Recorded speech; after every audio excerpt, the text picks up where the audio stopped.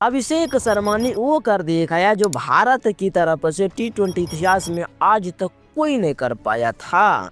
लेकिन सैयद मुश्ताक अली टूर्नामेंट में 28 बॉलों पर शतक ठोकर तहलका मचाया है। जी हाँ दोस्तों, आप सही सुन रहे हैं और सटीक सुन रहे हैं।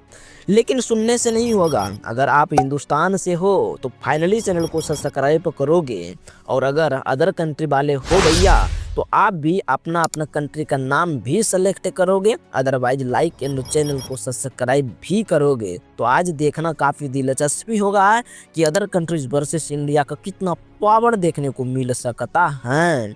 तो आज ही पता चल जाएगा। तो देखना काफ़ी दिलचस्पी होगा कि अभिषेक शर्मा जिनको सनराइजर हैदराबाद ने हाल ही में रिटेन किया था, उनका फैसला बिल्कुल सही साबित हो रहा है, क्योंकि अभिषेक शर्मा ने वह भी करके दिखा दिया है जो भारत के लिए टी20 इतिहास में सदैव मुश्ताक अली के इतिहास में आज तक कोई नहीं कर पाया था। सबसे पहले तो इन्होंने 28 बॉल पर शतक भी ठोकर कहरामा मचा दिया है, और सिर्फ 28 बॉलों पर ही नहीं, इन्होंने मेघालय के खिलाफ ये कोरनामा करके दिखाया है, जो कि मेघालय के खिलाफ सदैव मुश्ताक अली ट्रॉफी के मैच में पंजाब की तरफ से उतरे अभिषेक शर्मा ने सिर्फ और सिर्फ 28 रनों पर, या तो आप बोल सकते हैं बॉलों पर शतक ठोक दिया है। अब कुल मिलाकर 29 बॉलों पर 106 रन बनाकर नबाद आए हैं।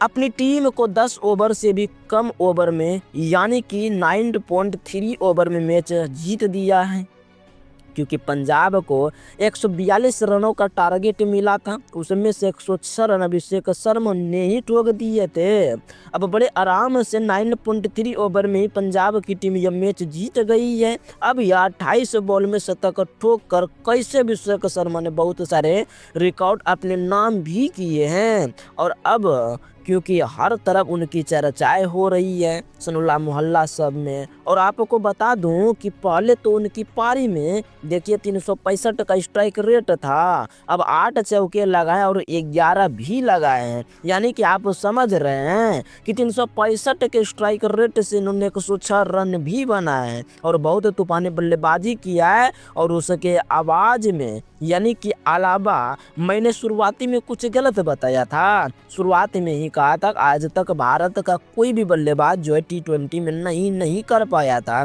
और रिकॉर्ड जो है सद मुश्ताक अली टूर्नामेंट में चौथा शतक, या अभिषेक का इस टूर्नामेंट में चौथा शतक है। अब यानी कि SMT इतिहास में, यानी कि सदैव मुश्ताक अली ट्रॉफी इतिहास के सबसे ज़्यादा शतक लगाने वाले अब अभिषेक शर्मा की, यानी कि घंटियां बज जाएगी। कोई भी दूसरा भारतीय बल्लेबाज उसमें से आगे नहीं है, क्योंकि उनके बाद यह 4 खिलाड़ी ही हैं, और उल्मुख चंद्र और ऋतुराज गायकवाड़, ईशन किशन और श्री सदेव, चारों के नाम 3-3 शतक हैं। अभिषेक शर्मा एकलौता ऐसे खिलाड़ी हैं जिनको कि, या तो आप बोल सकते हैं जिनके नाम 4 शतक इस टूर्नामेंट हो गए हैं, यानी कि बिल्कुल सही बात है।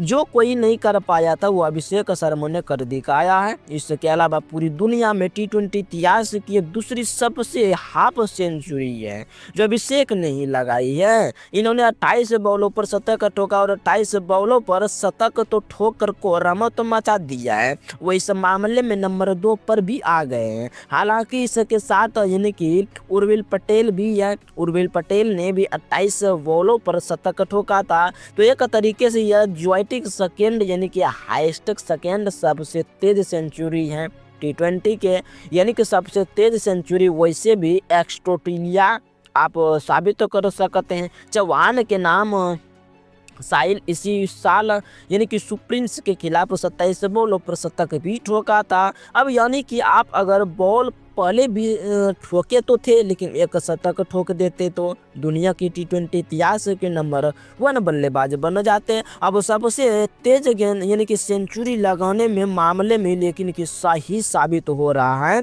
बाद कम से कम अभिषेक शर्मा अब दूसरे नंबर पर आ गए हैं। इंडिया के यानी कि ज्वाइटिंस सेकेंड बैट्समैन हैं जो कि इस नंबर पर दूसरे नंबर पर आए हैं। अब सबसे तेज सेंचुरी लगाने में मामले में तो ये कोई सारे रिकॉर्ड हैं जो कि अभिषेक शर्मा ने अपने नाम भी किए हैं। वही अभिषेक शर्मा है जिनको कि 14 करोड़ में रिटेन भी किया गया है। लेकिन आपको तो पता ही है ना कि बिल्कुल सही रकम अब लग रही है उनके लिए, जो कि क्योंकि 20 में से जिस तरीके की वो बल्लेबाजी कर रहे हैं ना, टीम इंडिया के लिए शतक ठोक चुके हैं। अब यानी कि डोमेस्टिक में भी अब गजब का कोहराम मचा रहे हैं। बल्ले से 28 पर शतक यानी कि माने रखता है। अब आए तो बस उम्मीद यही करते हैं इस तरीके से उनका बल्ला आग यानी कि बरसाता रहे, इंडिया के लिए भी खेलते रहे और तब भी ऐसे ही आग बरसाते रहे, टीम इंडिया को अलग भी T20 वर्ल्ड कप जीता और बहुत बहुत हम शुक्रिया देंगे। लेकिन आपका क्या ओपिनियन है वो तो देखना काफी दिलचस्प हो जाता है। धन्यवाद।